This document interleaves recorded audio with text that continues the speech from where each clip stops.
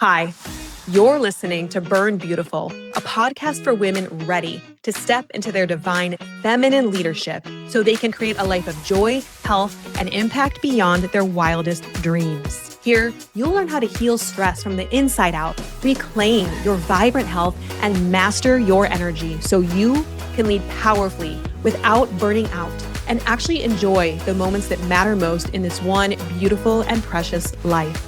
I'm Nicole Whitaker, burnout and leadership coach, founder of Lead Up Health, and creator of the HERS method. Welcome. Hello, friends. Welcome to the Burn Beautiful podcast. I am really happy that you're here today because we're going to talk about something today that I know so many women face, and that is carrying the vast majority of the mental and emotional load at home.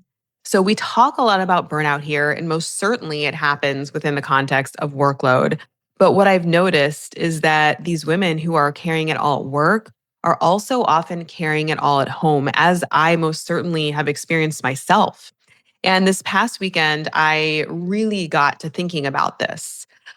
So I'm a mom of three school-aged children, ages 7, 7, and 8. And this past weekend, I got to go to a fabulous business retreat. And when I left for this retreat, I literally just walked out the door. Didn't leave any directions for my husband. There was no logistical handoff. There was no meal planning, no mental checklist running in my head throughout this retreat, which honestly, if I were a guy, that would be completely normal, right? Just head off to a business trip. But we all know how rare that is for women who are also parents. And while I was there, I did watch many of the women still juggling logistics at home in real time while they were trying to be present, right? Things about where their kids' stuff is, schedules.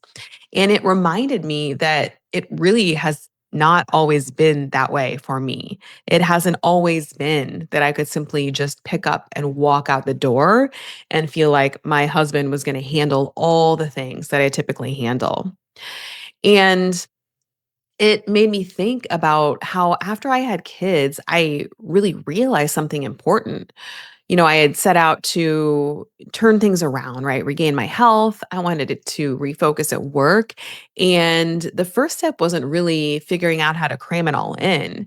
The first step was figuring out how I was going to have the conversations I needed to have with my husband to start balancing the mental and emotional load. Because without doing that, there was no way I was going to be able to squeeze in exercise or feel focused and grounded at work again. I had just quite simply taken on too much at home. It would have just run me into the ground. And it led to a lot of really tricky moments in our marriage. And what I keep hearing from women is super relatable, which is this feeling of it's them who has to hold it all together, right? The planning, the remembering, all the invisible work that never really shuts off.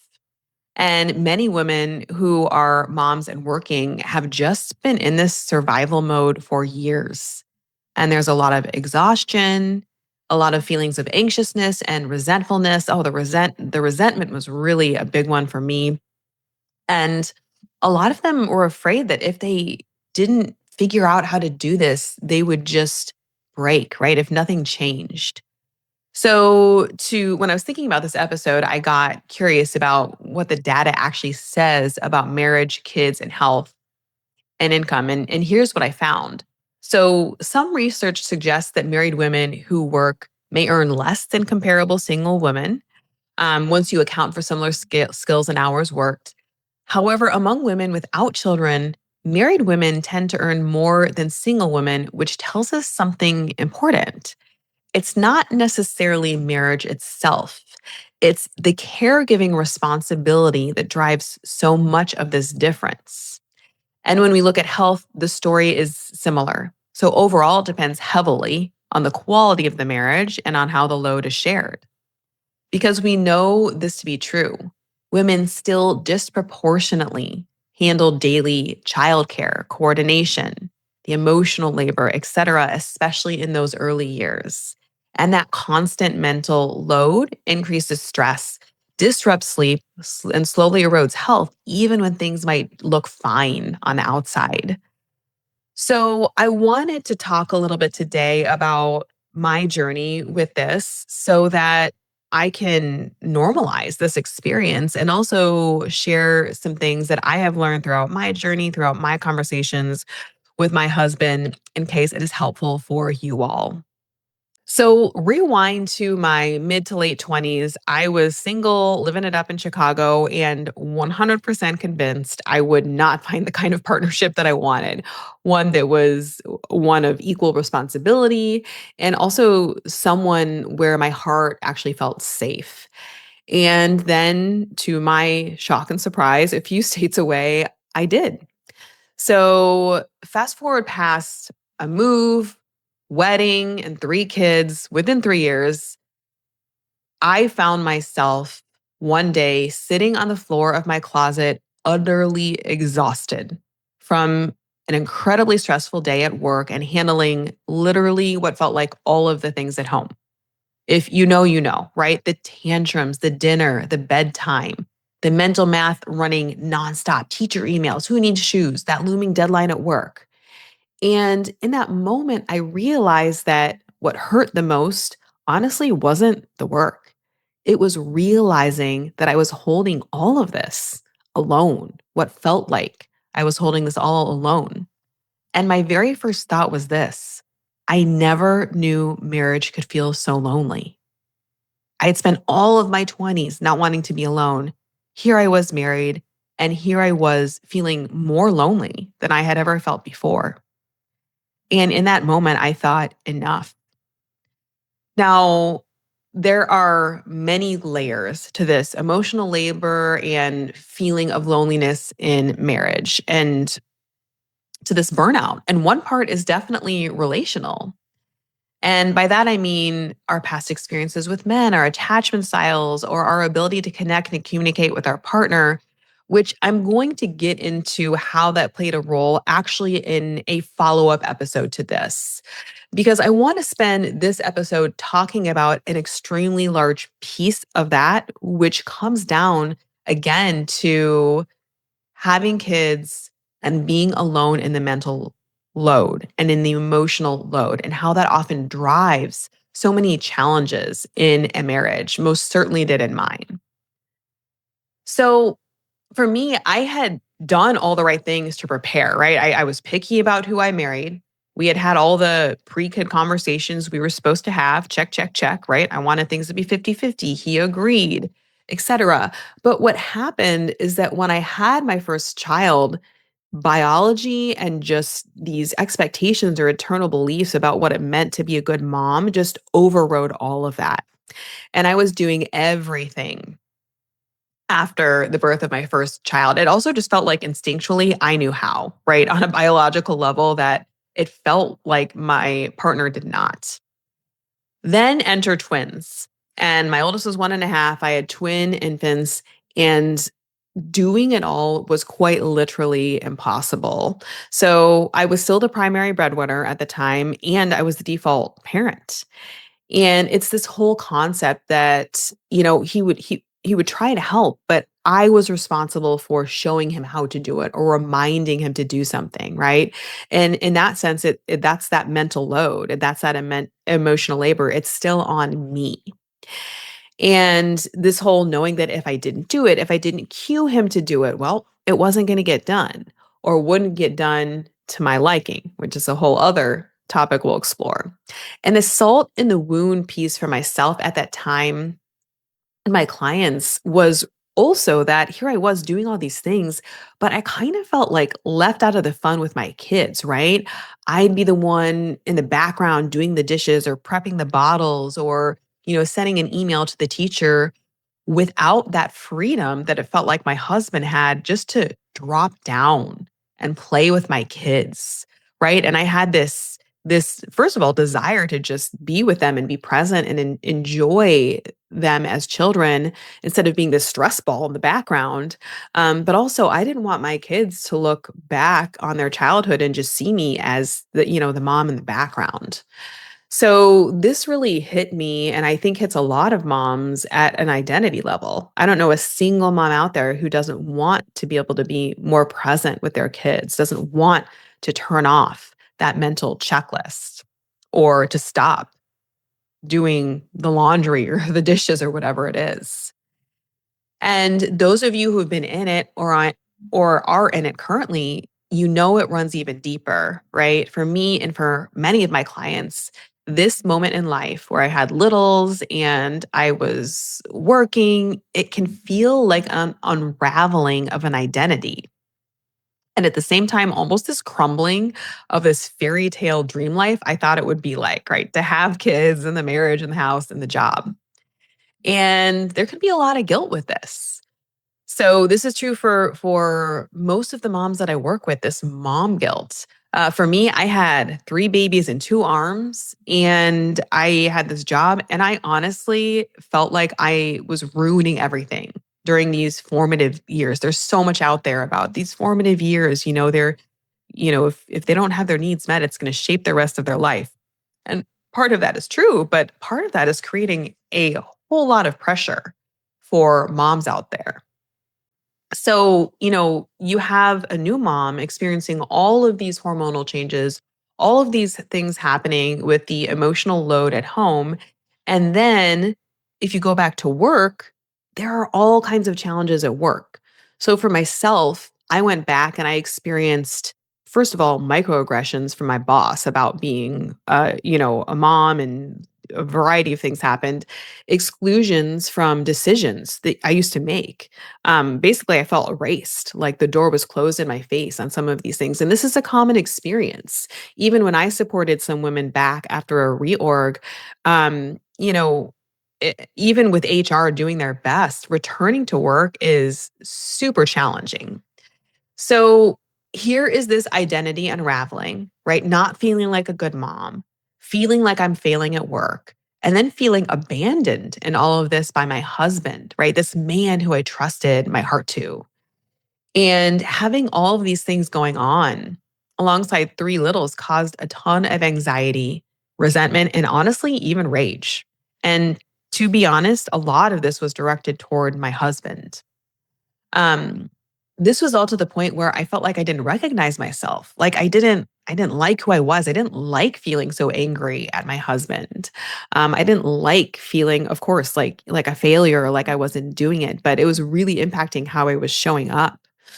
Um, and when women reach this stage, it often starts with self-blame. Like, gosh, this is how I felt. Why am I so angry? What's wrong with me? Why am I so resentful? I'm such a Debbie Downer. I'm such a negative Nancy, but then they often realize a few things, as I most certainly did. One thing I realized is that my tolerance for my partner was too high and my expectations were too low, and that my needs were not getting met. And that was okay. And that it makes sense if we're feeling resentful. It makes sense if you're feeling anger about this. And then there's a choice point, right? To choose to change or to keep going how it is. It's going to be hard either way, right? It's the whole which hard do you want to choose?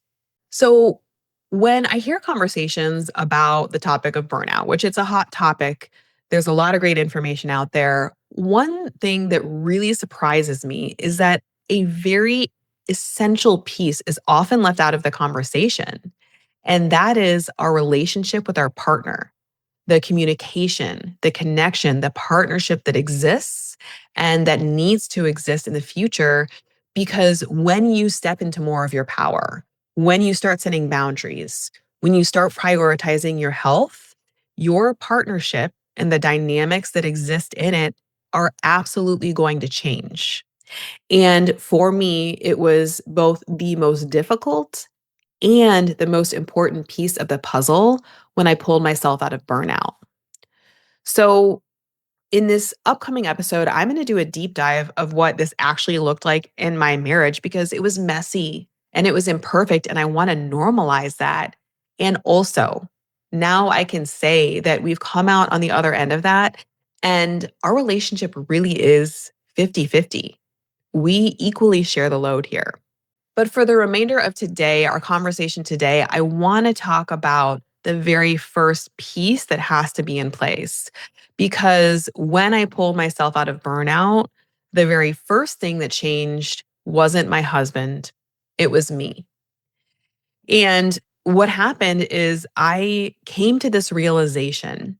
I was reading Glennon Doyle's Untamed at the time that yes, I was caged by all of these unequal expectations and the mental and emotional load.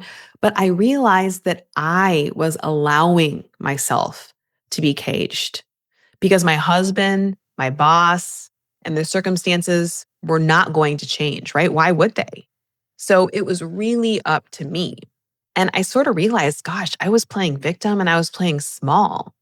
And I was ready to get back to myself, right? To eating, exercising, to actually sleeping and leading and parenting how I knew I was capable of.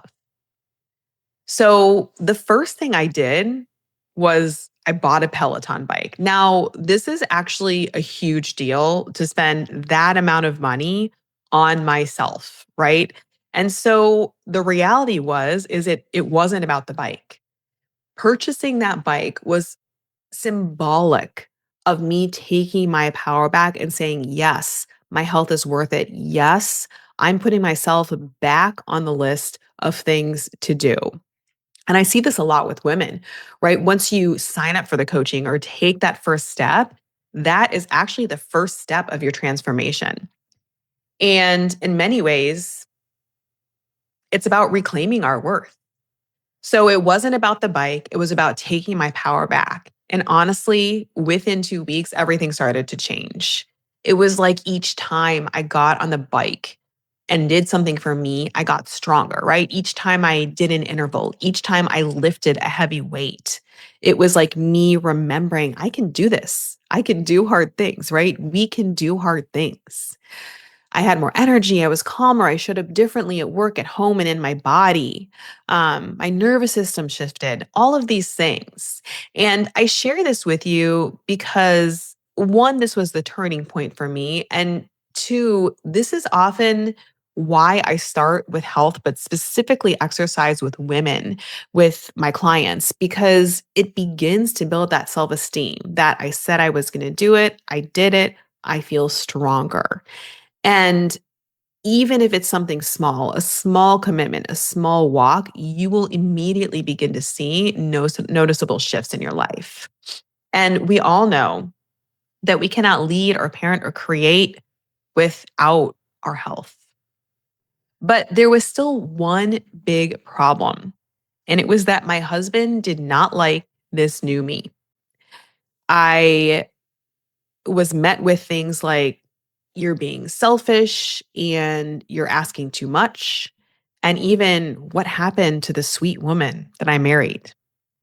And friends, here is something that is really important for you to hear. It is not selfish to take care of your body, your mind, and your spirit. It is a leadership decision. Because as a mom, a spouse, and a colleague, you are the hub of the wheel, right? If you are not okay, that entire wheel is going to wobble. And we know as women, we already know this, right? We've all heard the put your oxygen mask on first analogy. So why is it so hard?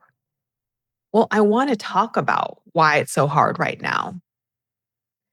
So if we know that our health matters, if we know that the wheel wobbles when we wobble, if we know that the rest, support, and shared responsibility actually makes us better mothers, parents, and leaders, why is it so freaking hard to put ourselves first? After working with so many ambitious women and living this myself, here's the honest answer. It's not because women are bad at boundaries. It's not because we don't value ourselves. And it's not because we don't understand the logic, that's for sure. It's because for so many of us, being the hub isn't just a role, it is a part of our identity. So it might sound like this: if I don't do it, it just won't get done. I'm the one holding it all together. I'm the one everyone depends on. I'm afraid of letting people down. Or I don't know what would happen if I stopped. So when a woman thinks about resting, slowing down, or doing something for herself, often her brain doesn't go to relief. It might go to, well, if I rest, who's going to remember the permission slip? Who's going to notice we're out of carrots, our daughter's favorite food? Who's going to manage this meltdown in a way that feels good for my daughter or my son? Who's going to follow up on that work thing? And the quiet answer is still me.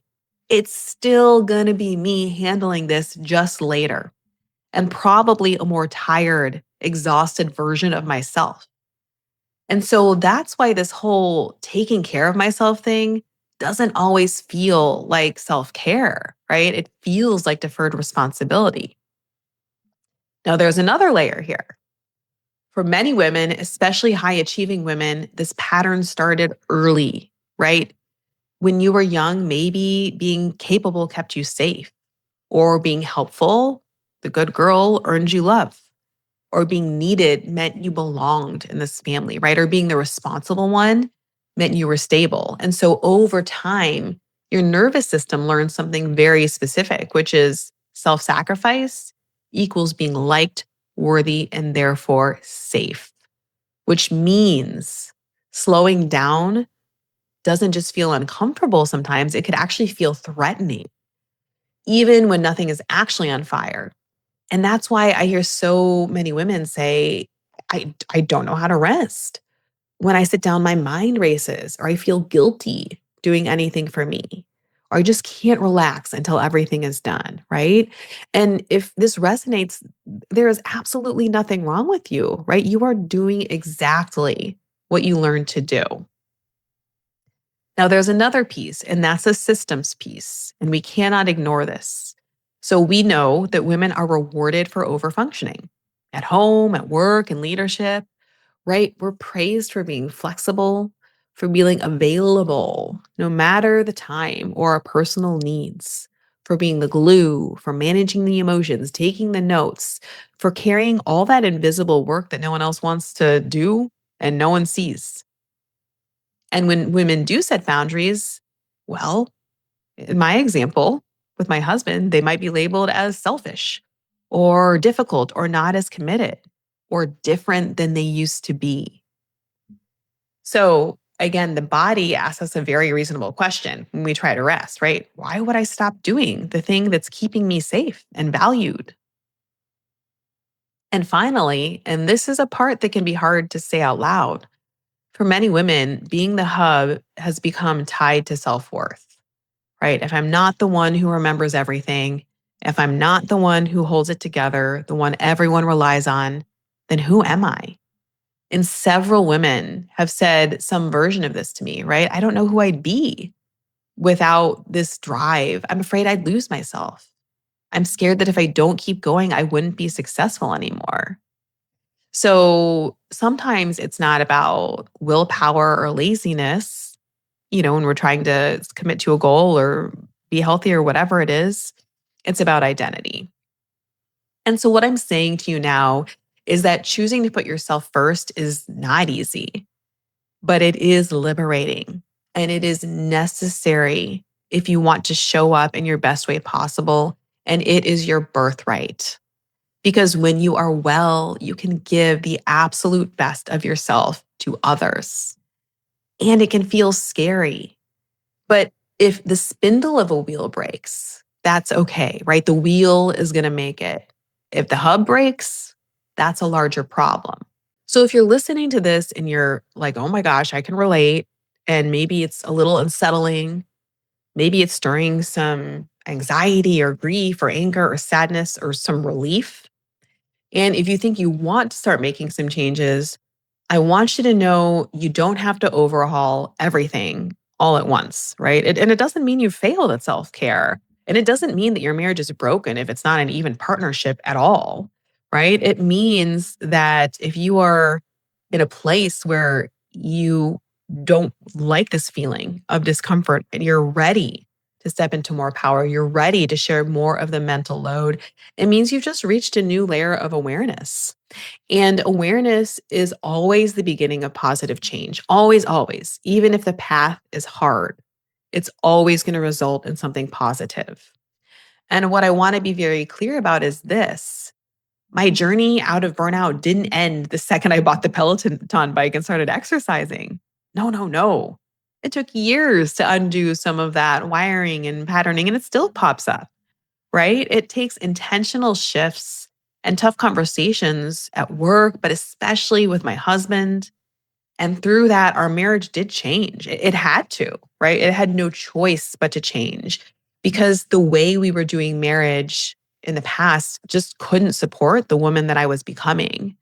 And that was really, really scary to admit because when you stop overfunctioning, when you stop managing everything, when you stop absorbing the consequences of not doing the thing for everyone else, of course tension is going to arise, not because you're doing anything wrong, but because it's a system, right? The system, in this case, the system that was our marriage, it had to reorganize. And if you've been through a reorg, you all know that reorgs are messy. In my case, it was very messy. There were fights, there was resistance. There were moments where I honestly did not know if we'd make it, but there was something else that was on my end clarity about what I needed and what I wanted and what I knew that I deserved and self-trust. And there was a moment where I realized that the only thing more painful than the possibility of losing my husband and my marriage was the certainty of losing myself. And after I came to that realization, ease, freedom, and eventually transformation in my marriage did happen. So in the next episode, I'm going to take you inside that journey, a piece of that journey, right? Not the Instagram version, not the just communicate better advice, but I want to share what it actually looked like when I stopped carrying the load, how our attachment patterns were triggered and collided, what actually shifted things in our marriage, and how we rebuilt our marriage around personal awareness, the structures we had to put in place, the understanding we had to come to, and all of this, without scorekeeping. Because sharing the load isn't really about fairness on paper. It's about creating a life and this relationship where nobody has to disappear for it to work. So if this episode stirred something in you, stay with me. The next one is where we talk about what happens after the awareness piece and how real partnership is built when you stop surviving and start leading. Thank you so much for joining me today. Until next time, burn beautiful loves. Thank you for spending this time with me. If this episode sparked something in you, subscribe, and I'd be so grateful if you take a moment to rate and review the show. It is the most powerful way to help other women find it. And if you know someone who is struggling or on the edge of burnout or simply wants to lead from wholeness, send this their way. Let's grow this movement together. To get exclusive insights, tools, and behind-the-scenes support, join the HERS Insider List at www.leaduphealth.com. And if you're ready to explore working together, whether through coaching or consulting, you can book a free consultation right from the site. Until next time, burn beautiful loves.